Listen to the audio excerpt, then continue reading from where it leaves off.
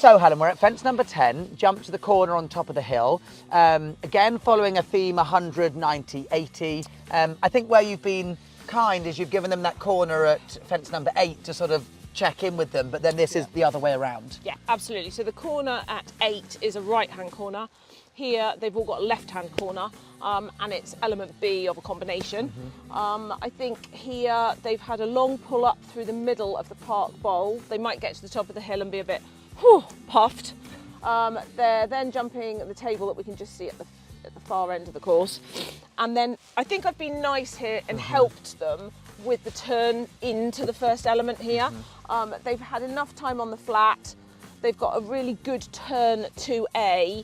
They've got plenty of room, obviously less distance between A and B for the 100, little bit more for the 90, and again, even more so for the 80.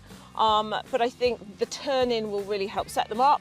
And then they've just got to obviously look to the middle of the corner, find their line, keep the balance, keep the engine, and not worry too much about the strides. You know, it could come up, that 100 could come up on 4, it could come up on 5, this could come up on 5, 6, 7, you'll see everything.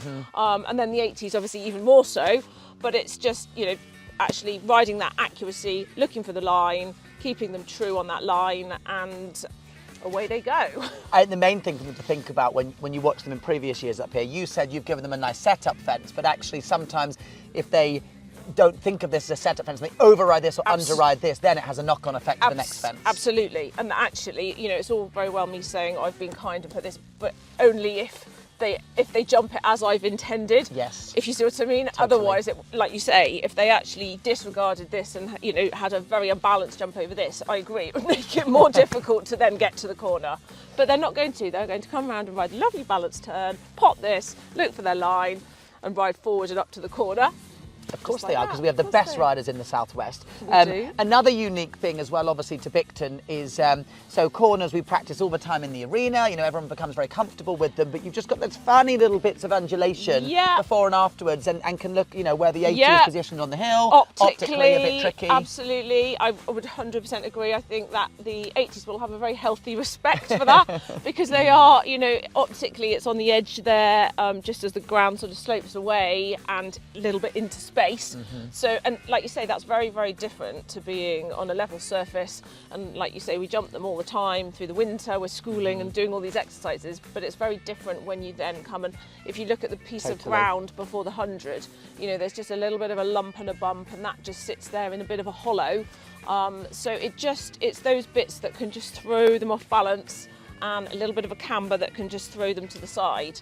So it's very different riding this ground to riding on the arena. But that's where it's so amazing here at Bicton. You have 80, 90, 100, 2-star, 3-star, at the May event 4-star, and you can really see a progression with the way the terrain is used into every level. You know, the 80 there has actually got nicer, flatter ground, even though optically it looks a bit trickier. The 90's got a bit of a dip in the middle, and then the 100's got the dip at the end, and then the 2-star, 3-star, 4-star utilises it even more. Exactly, and it's one of those things, it's, you know, it's wonderful having the terrain we have here.